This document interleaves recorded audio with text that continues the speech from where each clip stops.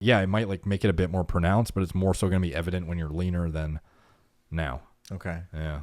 So people like that, I've seen you done video on Kumal, like his face looks so different. Yeah. That's from HGH? I think he definitely.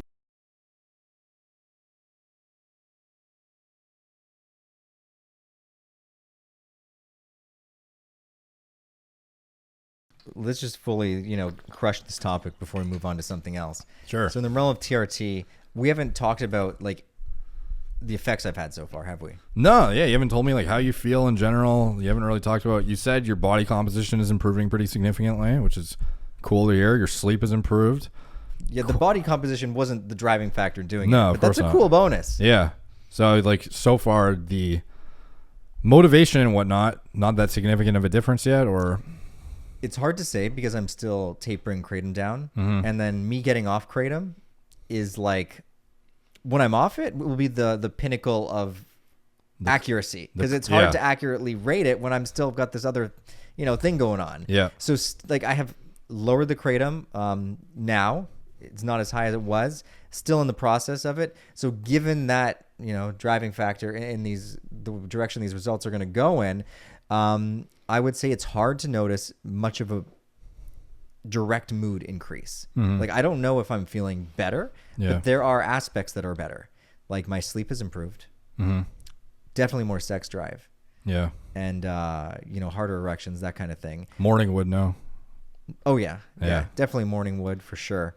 Definitely like feeling like the feeling of wanting to have sex is a good feeling in itself. Yeah. Because that releases a whole cascade of chemicals in the brain. And like you could argue that alone means that I'm feeling better. Yeah. Because during those periods, like I feel good. But again, then there's those periods of the kratom withdrawal where I feel like shit because of the kratom. So it's like, it's so hard to say the emotional. But I would say so far, results are interesting. Yeah. It's not what I expected. Yeah. For sure. Like it's not like I feel fucking fantastic. Yeah. But then you got to factor in what's going on in my life right now. Things have been really hectic. It's like if I was like in a steady state, where everything was so monotonous day to day that like I could actually pay attention to little spikes and changes. Where sometimes you're in that place in life, but like moving and all this shit that's been going on, too hectic. Yeah, I think some people expect too much and that they think like test equals Superman, and it's like. This is why blood work's important too, because I do mention how, the numbers on a piece of paper are just kind of like arbitrary proxies for high quality function versus not, and you should go by symptoms. But in addition to that, if you have a fuck ton of stress in your life, you have other things that you're dependent on compound wise, you're under financial stress, you're under whatever it is, you're in the middle of a move. It's not like testosterone all of a sudden makes all those things feel better, which is what I think a lot of people picture in their mind. That's what kratom's for. Like, that's what these other drugs do. So like this is why I think again, while blood work sounds like it, why would you even want it if the number doesn't actually equate to if I have symptoms anyways, then I just need test. This is where the cross of both of them comes in, because you could anecdotally say, well, I feel fatigued, well, I don't feel good, well, I'm not motivated, so I obviously need test.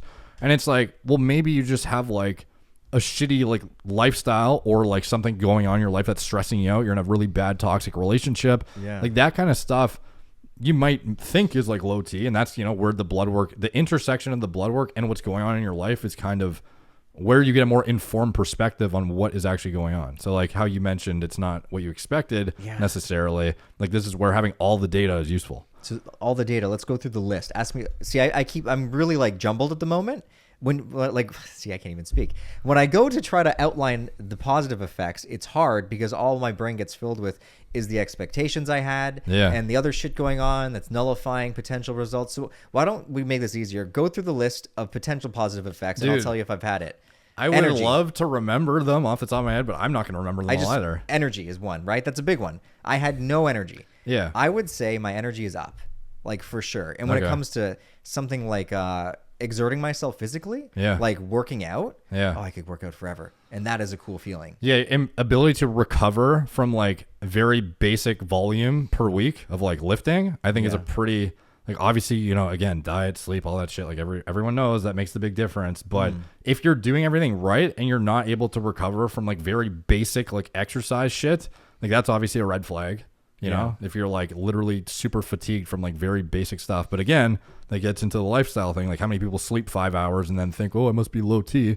It's like maybe you are from your shitty sleep. Right. You know, right. Or you just feel like shit because you're low sleep. Like that kind of stuff too. Oh man, the difference in how you feel when you have a full night's rest. 8 hours or it's like 5 is like night and day. Oh my God, you feel so good. Like I'll actually wake up and I'm like, I feel so fucking good right now because I slept. Yeah. Having kids, it's a big deal to get a big sleep. Oh yeah, for sure. So I would say that there are positives. It's just not as dramatic as I thought it would be. But again, you're new. You know, you're using a long ester. I think the results are still coming. Yeah, and again, it's not like you're dosed. You've been like figured out what you're going to be doing. So like, there's a lot of future potential for figuring out like this is not representative necessarily of like what is your dialed in thing. So it could significantly change, despite the fact you're probably thinking, oh, 240, that's a fuck ton. If I'm not feeling it by now, like what more could possibly happen? Like some people feel way better at a lower dose. Like you never know. Like I'm sure if you checked the hematology part of this.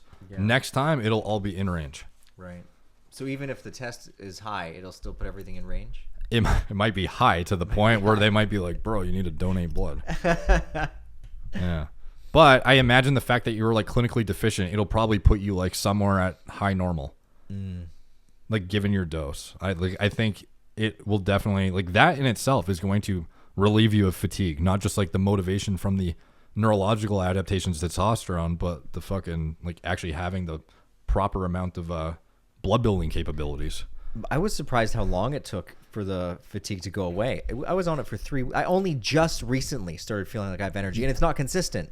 Manufacture of blood cells is not a quick process. So that's another thing that I should have mentioned too at the beginning is even though test is in your system quick, the manufacture of red blood cell counts and getting this hemoglobin up and stuff, it'll take weeks. Like the recycling of red blood cells, I think is like multiple week process. So I could not be there yet? Like, is it still... I imagine it's like getting to like where you want to be. I imagine you're in the reference range now. I don't know if you're optimal, but you're definitely like on your way there. So I imagine the relief of fatigue and stuff more recently is probably largely intertwined with this. Interesting. Yeah. That's cool. The fatigue is... People don't realize until you start dealing with daily fatigue like what it means. Like in my mind, I thought that meant I'm going to be tired all the time, but it's not necessarily tired.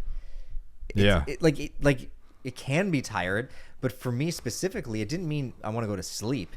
It meant like all I want to do is sit down and not move. And like the actual act of moving felt like I had to recruit so much more oomph and drive to do it. It's like I needed like a real good reason.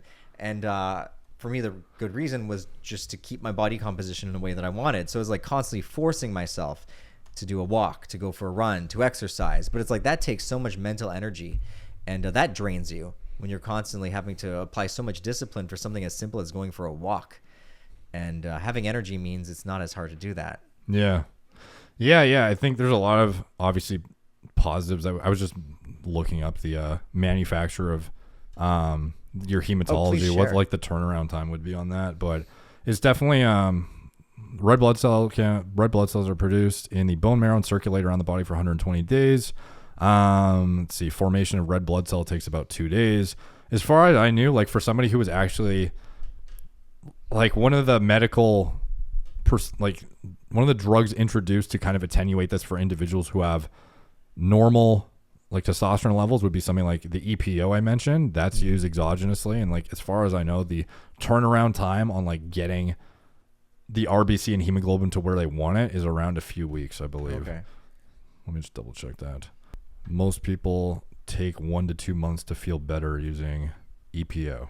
No, that's like directly stimulating the production of this, whereas you for androgens you're like a bit more upstream to that, so it's like stimulating the endogenous erythropoietin, which then downstream is going to help you produce this stuff. So yeah, it's like a multiple week process to get to where you need to be. So yeah, I'm not surprised that you're like just starting to feel like the effects. Yeah.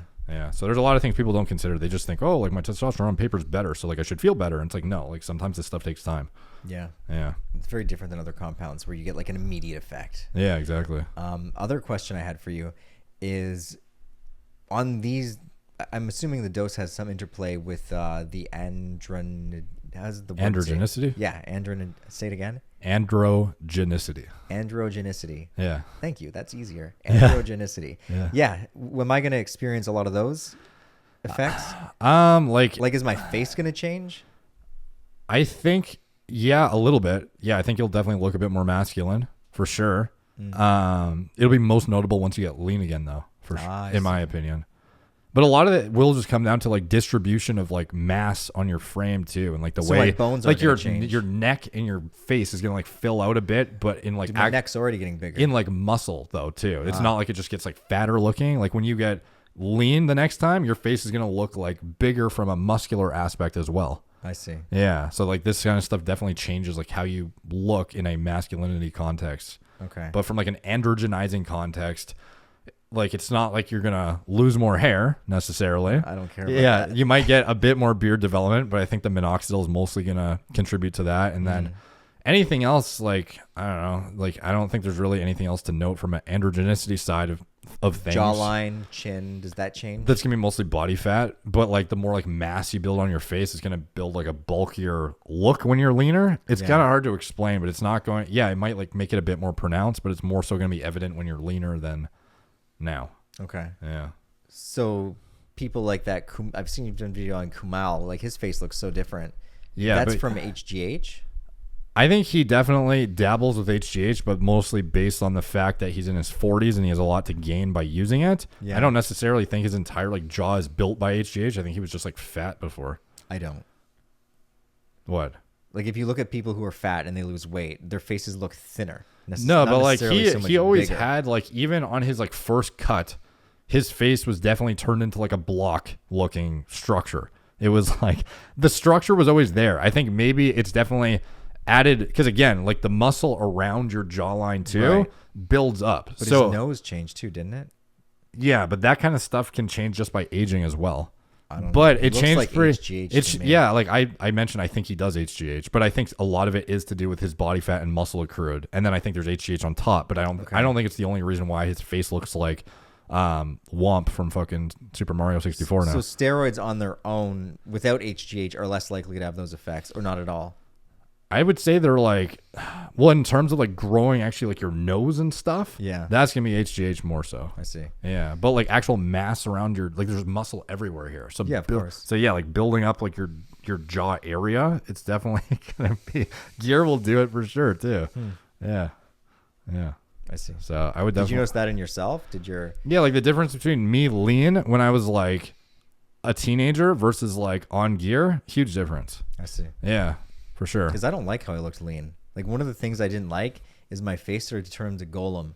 Like my eyes look real big. I get real thin. You get gaunt looking? Yeah, I feel like I look ugly when I hit a certain body fat. Like, yeah, I was getting some abs, but like it wasn't worth my face getting ugly. Right. Well, that's, I know that sounds weird, but it's almost a good sign that you thought you were ugly when you were natural, because some people, they get to a point where when they pack on a lot of muscle, it becomes harder to get that like lean face look because you hold more like intracellular fluid too. Yeah, I've noticed some guys get so fat though. Yeah, so like a lot of bodybuilders, you'll note they have so much muscle on their body, including their face, that even when they step on stage, even though they're like 260 shredded, I've seen it, man, their faces aren't necessarily like lean looking. They look fat.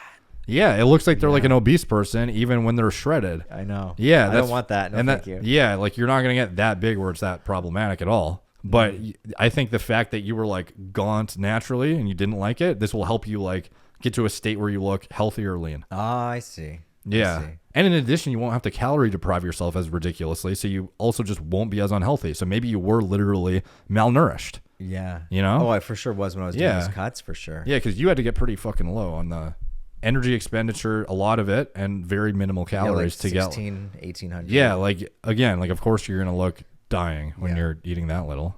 All right, let's move on to another. I think we've crushed this topic. Yeah, for sure.